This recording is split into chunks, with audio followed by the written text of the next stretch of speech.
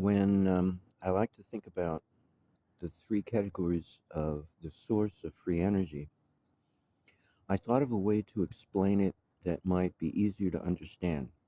It's a question of proximity, so that the source of free energy closest to the circuit will be grabbed first, if it's available, to whatever extent it is available. And if there's any um, unsatisfaction on the part of the circuit that it did not acquire as much, um, I wanted to say information because that's really the only way to describe energy, um, then it'll go to the second place if it didn't get enough from the first to satisfy its desire. It's not a question of load anymore, that we have to supply the energy to satisfy a load. Now things get turned around and it's a hunger, because voltage no longer pushes current on our behalf that we have designed to satisfy the load from the source. Instead, voltage now, because of the turnaround condition that reactance has provided for the inversion of that aspect of voltage which changes over time, which we call current. When reactance does this, now this dynamic voltage, not electrostatic, but what we call current, dynamic voltage, is pulled by the static voltage rather than pushed in relationship to the static voltage, maybe is a better way to put it, because it's really the reactance that does the pushing or the pulling. We tend to ignore the reactance, especially in a DC circuit. We think, oh, it's not there. No, it's there, all right. It's always there. It's everywhere. It's omnipresent. Reactance, there's never a condition in which there's no reactance. It's just we take it for granted. The default condition of reactance is entropic, in that it pushes the dynamic aspect of voltage, namely current, away from the static aspect of voltage, which we call the dielectric or the electrostatic. But it is possible, under the auspices of the reversal of time, to get the dynamic aspect of voltage to invert its direction of motion relative to the static version of voltage. So the static version of voltage is our reference, and the dynamic is in reference to the static. Now, so the first place this type of inversion will try to look for dynamic voltage to move it will be in the direction of itself, not away from uh, the static voltage, but towards it, thus building up more static voltage in the process and depleting it someplace else. But see, that's the oddity. According to my simulations, this is no longer a question of dynamic voltage depleting a voltage source. It no longer applies. That definition doesn't even hold. Because I have seen under simulation that this movement of the inversion of dynamic voltage away from a low pressure system, moving current, displacing that voltage to a higher um, area of voltage, continues to increase the voltage of the high area towards infinity. Meanwhile, the low may be zero already. Nothing there. So now where is the free energy coming from? Oops. And that's this. I'm getting ahead of myself. That's where the third least proximate area of voltage to grab from is the ether, because the ether defies conservation. It defies the limitations of physicality. We have no idea of knowing how much energy is in the ether, because it's the field of imaginary numbers, square roots of -1 and -2. And, there's no way to measure, to know, to even theorize, even to hypothesize how much energy is there. There's no way. So we say it's indeterminate, take a conservative stance. but that's the third. So the first is to get it from within the circuit because that's the closest and recycle it. Reuse what we haven't lost yet, nor spent, nor converted into something else, heat or emotion. The second area is from the environment surrounding the circuit. And if it uses up the energy in that area, it'll seek further and further and further because the reactive power keeps building up. Unless it pulses by way of collapsing in a periodic manner, the reactive force to suck or keeps increasing. But see, does it really suck it? Or is it simply an inversion of the direction, the vector of the movement of dynamic voltage? Is it simply an inversion? This is a very interesting. But see, the simulator doesn't care. It doesn't care. Well, if it comes from the ether, then yeah, of course not. It would not care. Anyway, so the second is from proximate areas of proximate distance, of close, nearby, adjacent distance. And if it can't find it there, it'll seek it elsewhere because the pulling action, I think, is why, keeps increasing anyway. And so, why would static voltage be immune to the constant increase of reactive power to move dynamic voltage from further and further locations to where the circuit is located to satisfy its hunger for more energy? And if it can't, at some point, and probably all along, that's the other thing. All three vistas or methods, all three modalities of the acquisition of free energy occur simultaneously. So it's really a question of percentage. How much of each methodology is being utilized at any given point in time due to conditions, the circumstances of the time, of the moment, present moment. So the acquisition of energy from the ether is always happening. The recycling of energy is always happening. The acquisition of energy from the environment, whether it be man-made objects such as transmission lines or house wiring, or from nature, from the earth has energy.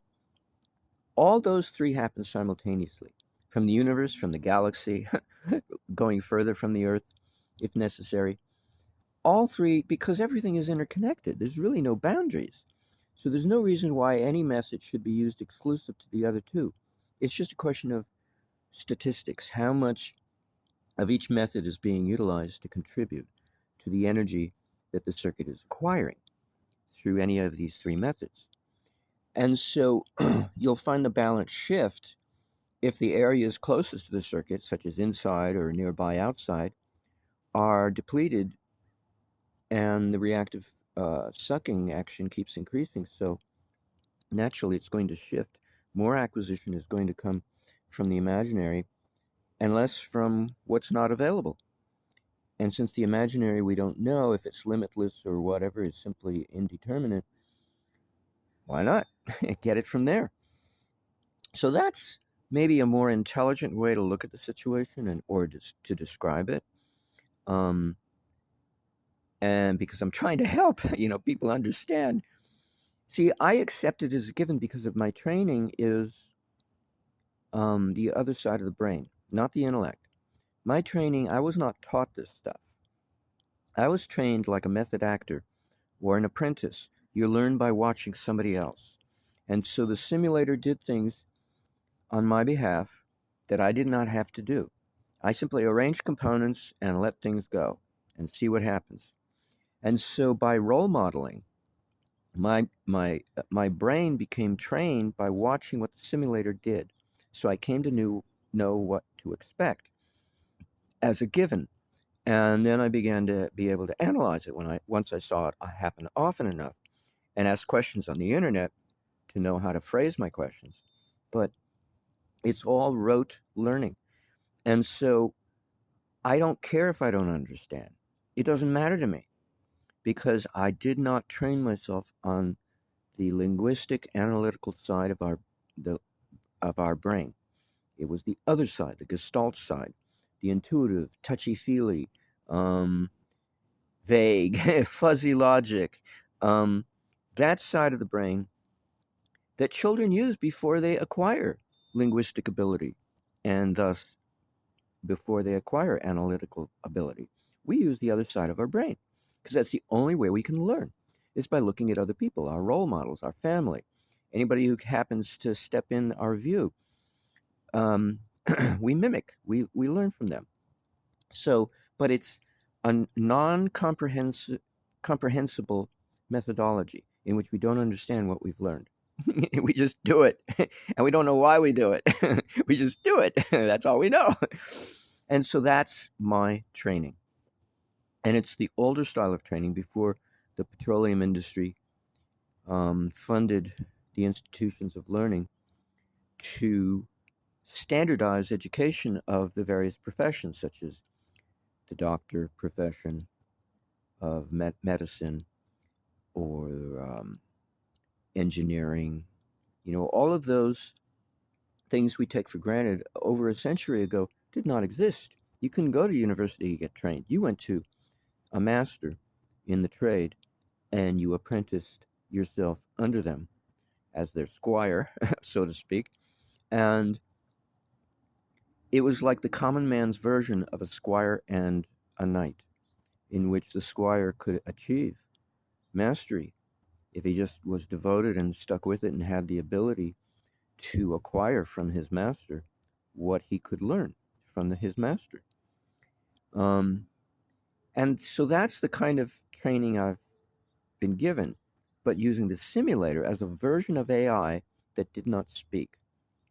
It was using the other side of the brain style of communication, namely learning by example. And so I've been learning from AI now for the past 9 years. It's only recently I discovered, hey, there's the linguistic side now that's become very well developed. I can ask it questions, but that's a different AI. That's not the electrical simulator. That's, Google or Bing Copilot or whatever. So basically AI has trained me to remember what I already knew in my soul, but because it's detail oriented, there's no way I could do this on my own without assistance. I had to have experiences bring out these memories from a past thousands upon thousands of years ago. I don't know how long ago, tens, hundreds of thousands of years ago. I don't know how deeply seated and thus difficult to remember without assistance. You know, the further back you go, harder it is to get a hold of anything, let alone details. So that's the way I approach learning. But so now I've segued into a second half of this. But the first half was, from where does the free energy come from? Now, because all three methodologies happen simultaneously, there is, to a certain extent, always, in each case, a reversal of time which has occurred. It doesn't have to be the entirety of the runtime of your device, but to some degree it has to contribute to shift the emphasis away from conservation of energy and entropy, blah, blah, blah, towards its opposite, the regeneration of conditions, um, rather than their depletion. And it makes all the difference.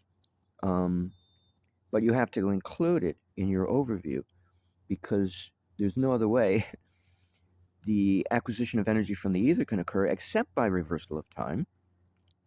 There's no other way you can have a reversal of the dynamic aspect of voltage to be pulling depleting voltage from your environment unless there's a reversal of time. Um, and there's no way you can recycle the energy you've already acquired unless you go back in time, so to speak, to make use of the energy that has been left over that you have not yet spent, rather than sending it back to the source, which a dumb circuit like a flashlight circuit will do. Neutralize the battery. That's the only thing a flashlight circuit is good for, is for the people who manufacture batteries to sell you more batteries, because it's designed more than anything else to deplete and destroy the battery. Because you're sending the energy you don't use back to the battery, but to the opposite pole to neutralize the voltage difference between the two poles. Why do you want to do that? You want to maintain their voltage difference. You don't want to neutralize it. But so, but anytime you get this kind of reversal of entropic conditions Reversal of time is always there. It's somewhere lurking, hiding in the shadows, so to speak, maybe difficult to notice, but it's there. You can count on it because there's no other way to authorize free energy except by the reversal of time. Now, I've covered in past sessions, but it's worth highlighting momentarily that time is an illusion. The dynamic aspect of time is an illusion. Whether it's forward or backwards, it's just that forward dominates our life for a very good reason, because it would be a negation of the purpose of life to learn our lessons if we didn't have to learn them. If everything was given to us without any effort on our part, how could we be tested to gain a status of immortality if our eternal nature never had the opportunity to struggle within a framework of dynamic time moving forward, in which we pay dearly through the nose for our lessons of life that we learn? Once in a while, we get a grace from God, so to speak, or literally, of time going backwards and getting some of our destiny erased so we don't have to go through that suffering or that pleasure. Maybe it was sinful pleasure and we get to avoid it and move on to better things.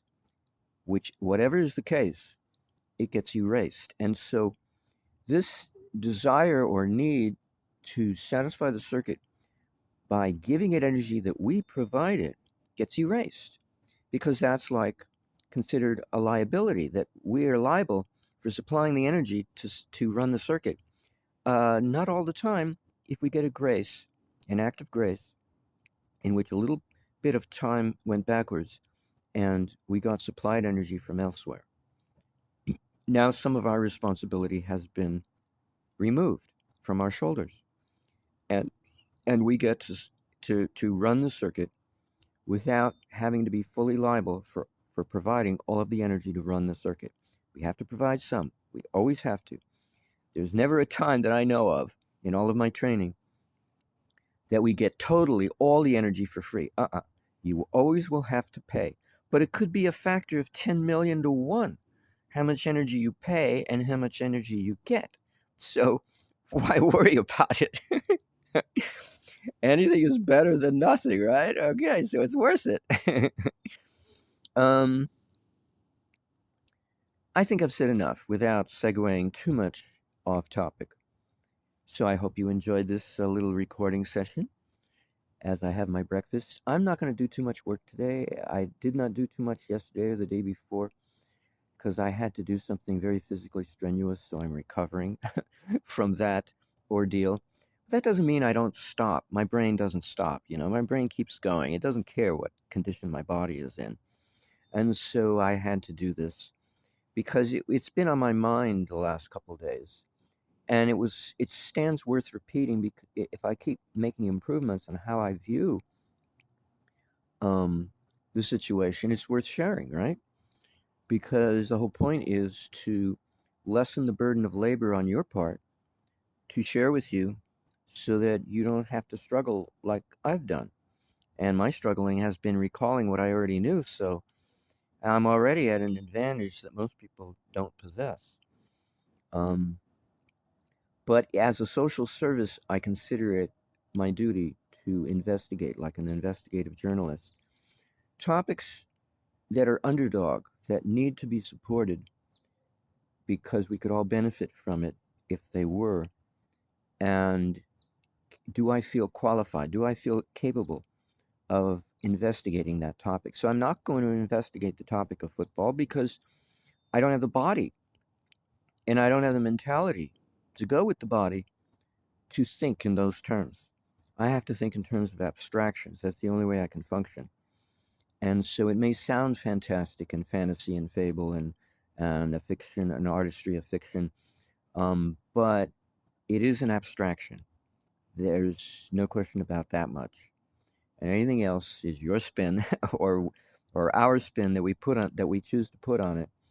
But it is um, an abstraction, and that's really where I prefer to dwell for reasons of my own.